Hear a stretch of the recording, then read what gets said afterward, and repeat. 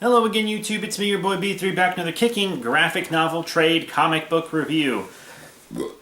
We got another good one for you today. We're continuing our DC Rebirth The Flash reviews. It is The Flash Volume 5 Negative. Check out that cover. Ooh, sorry about the burps. I just chugged a Coke. I chugged a Coke of sorts. But yeah, Central City faces a new threat. The Flash? Sorry. Barry Allen is hitting a rough patch. He's estranged from his girlfriend, and his performance is suffering at his CCPD crime lab. Barry is trying to stay positive, but that's hard when he's exposed to the negative Speed Force and sees an entirely new side of himself. Now when the Flash races to stop criminals like Shrapnel, he leaves a destructive path in his wake that he cannot control. As the negative Flash, Barry has to weigh the good he can do with the damage he might cause, and saving the day doesn't always seem like the right option. Unfortunately, there's been a slew of missing evidence from the crime lab, and all the clues indicate that a new threat is hitting the streets of Central City, and if Negative Flash can't stop it, who can? Red Hot writer Joshua Williamson, and artists including Neil Googe and Christian Deuce. Sorry, such names. Turn Barry Allen's world upside down and inside out. Collect The Flash 28 through 32 in a story from DC Holiday Special 2017 #1. I actually have that holiday special, but I'm glad they included that little story in here because it's a good little story. But first up, we have Flash running around as the Negative Flash when he fought Thawne in the 25th century in the last volume, which I did review, and all the volumes before that, and The Button. I reviewed all of it.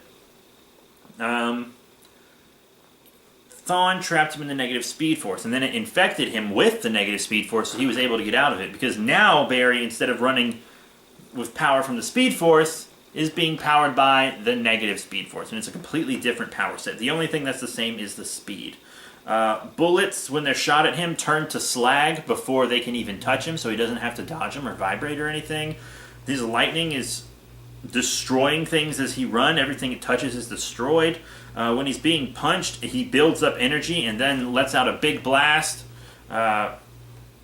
It's insane, but there are these crazy fast motorcyclists that are hijacking armored cars. He's trying to stop them, but he's destroying the city in the process, so he's not entirely sure what he needs to do about that. And then Shrapnel comes under the direction of a new crime boss who has yet to be revealed. And Shrapnel kills those road warriors of sorts, and then Barry beats him with that blast, locks him up in a magnetic field in Iron Heights. And Barry's really angry this whole book, and it seems they try to make it look like it's the negative Speed Force making him angry, but it turns out it's just his stress about that, on top of his stress about Iris, on top of his stress about Wally, on top of his stress about his job just getting to him. I mean, these are human characters. They do have flaws. And I just gotta say, by the way, I really love the look of the negative Flash. It's very cool, and I hope we get a figure of it at some point from somebody, because I just love speedster figures. And then all these biological samples are being stolen from evidence, usually blood. And then it turns out the guy in the morgue is using it to cure himself, and then it not only makes him invulnerable, but able to control and expand blood, so he turns into this big Carnage-looking motherfucker called Bloodwork, who I actually liked. I thought he was pretty cool. Really, really nice. And then, so he fought the Flash in the city. Flash promised to help him, and he is going to try to. He almost got off scot-free, but Flash stopped him. And then someone else... I mean, he didn't almost get off scot-free, and then the Flash stopped him. The Flash stopped him from attacking the city. The reason he was arrested is because the other CSI who was working the case got the evidence. And then at the end of it, Barry, because of his behavior, gets transferred to be the CSI at Iron Heights, which basically isn't CSI work. It's more like just preserving crime scenes at the prison until CSIs from the city can get there.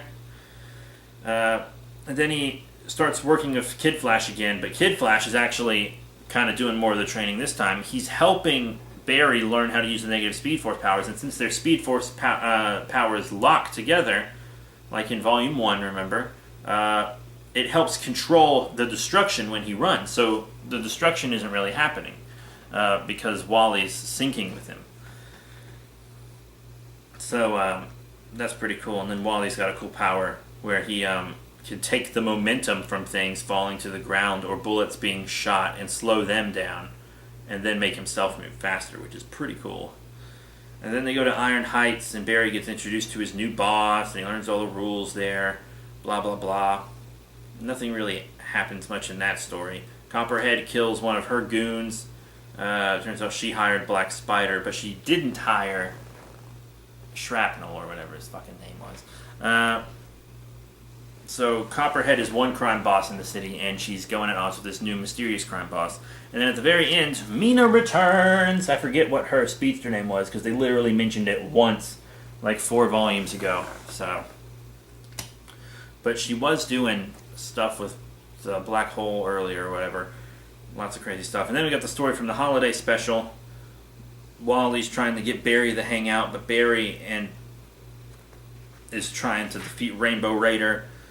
Then it turns out, after he defeats Rainbow Raider, all these people are stuck at the airport because there's a blizzard and they can't go home, so the Flash runs them all home, which is really nice of him. And then he goes to spend time with Wally because he's been neglecting Wally. This is the older Wally from the previous timeline, by the way. And yeah, that's all the fun. So this, once again, is Flash issues 28 through 32 and that Flash story from DC Holiday Special 2017 number 1. Except when this came out, it was after Christmas, so it was a little weird. I actually got this a week before it came out because they shipped these out to comic shops a week early to help support local comic shops and small businesses, which is very dope of DC. I don't think Marvel does that. I don't know. I don't know if Marvel does or not, but DC definitely does it. So good for you, DC.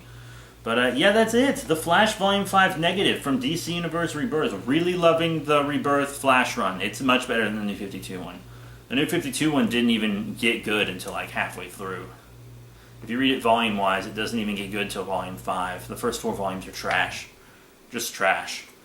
But that's it. Thank you all very much for your support. Remember to rate, comment, and subscribe. Check out all the links in the description below. Facebook, Twitter, etc. I don't know what book I'll be doing next. I don't even know if I'll be here when I do the next book because I'm at a condo right now. This is just my beach reading. I'm at the beach, so I'm reading these on the beach. Not on the beach, more on the balcony. But that's it. Thank you all once again for your support, and I'll see you all later.